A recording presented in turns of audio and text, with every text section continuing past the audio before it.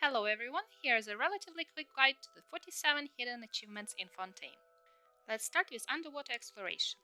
Like Tears in the Rain requires you to defeat the underwater survey mech, but it's a simple one-shot.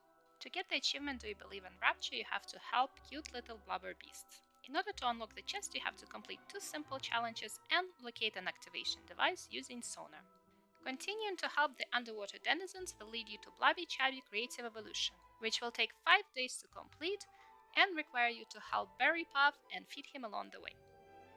To get these are a few of my favorite things, just play a gramophone in one of the underwater refuge rooms. The following achievements you probably already have if you spent any time exploring the waters of Fontaine. They require you to destroy annoying bullet barnacles using the shield ability from the crab, take one of the speed currents and simply dive into the water. Moving back to land. Angular Razor requires you to clear 3 beastly rifts by defeating waves of rift hounds there. Once they are cleared, it will become a spawn point for Breacher Primus, so you can simply get the Cell Splinter achievement there. Just use Numa OCI attacks once he puts up his shield. Too Hot to Handle is great to bring out your freeze teams, just keep Tainted Phantasm frozen for at least 8 seconds. Core cooling is a little bit more involved and requires you to cool down a hot spring by going down to the underground cave. To access the cave, just unlock the chest in the middle of the hot spring first. And to cool down the cave, you have to put out the torches and activate the water monument. You can see a full guide on my channel. To get Sonia de Valera, just complete a ride on one of Antoine's aircrafts. There are 7 of them in total, and they can lead you to some interesting and hard-to-reach places. And finally, welcome to Fontaine you should have gotten once completing the Archon quest, as it requires you to ride an aqua bus. Moving on to the infamous World quest, which are much shorter than in Sumeru for now. And storyline begins underwater and will lead you through multiple steps of an exciting adventure, and give you 2 achievements at the end. The Melusine storyline is really important as it unlocks a lot of world quests in their village, and has some interesting lore implications. A short quest line, but the one that also leads to other things. Aqueous Tide Parks will actually be marked on your map, and once you've completed it, you can begin another quest in the same location that will give you an achievement and Fontainian message. You can obtain the achievement White Ship after completing the Lone Phantom Sail, one of the Melusine quests that you can begin in the Lonely Place by talking to Eyes. Just to note that you might have to complete the Pumpkin Soup quest in the Melusine village first. To obtain Birth of the Modern Clock, first complete the Strange Stone Chronicle, starting here.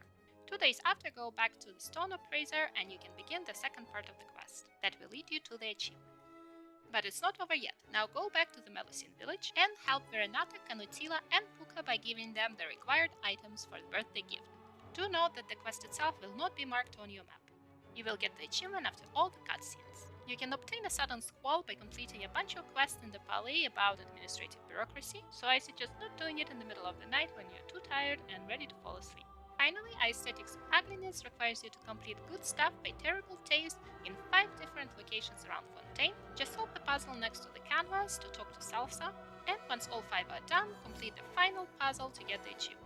You should have a lot of special items after completing all these quests, and of course they're gonna lead to even more achievements. Fontaine expects that everyone will do their duty is a very patriotic achievement that requires you to return the green feather accessory to the shipwreck. You can obtain the Encyclopedia of Natural Philosophy after completing the 2 World Quest storylines and going to the Natural Philosophy Institute and entering the secret room. Don't forget to loot the chest at the end, as you will need the 2 items there. One of them, a key to some place, will lead you to a new achievement, a study in Sable, and more treasures.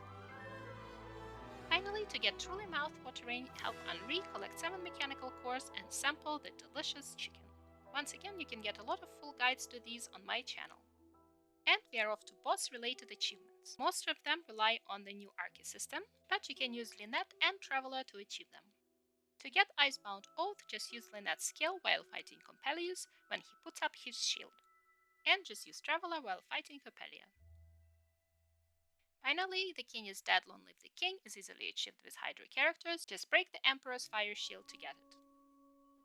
And of course everyone's favorite achievements, the local legends. There are 2 of each type, and they rely on the new underwater fighting mechanics. To defeat Iron Viscount and Ocean Circuit Judge, just use Crab's shield power in order to reflect their attacks and do damage. For Lord of the Hidden and the Fading Veteran, you want to use the echolocating sonars in order to reveal them and deal damage. This one can indeed be a bit frustrating. And finally, the Swords of Forge and the Fairy Knight Twins require you to use the race power in order to sever the connection between them. And because it wasn't exactly obvious, there's an achievement for dying to one of these called the White Path Between Two Rivers. And of course we can't talk about Fontaine without talking the 3 million HP bosses, however both Vivirion and Ninian are easily defeated with appropriate team. I do think all of the local legends are a fun mechanic to be added. As most of us know, the overworld exploration doesn't really feel challenging anymore. And now we have another way to test out fun builds and teams. And to finish things off, there are 8 achievements you can get just by completing the Archon quests.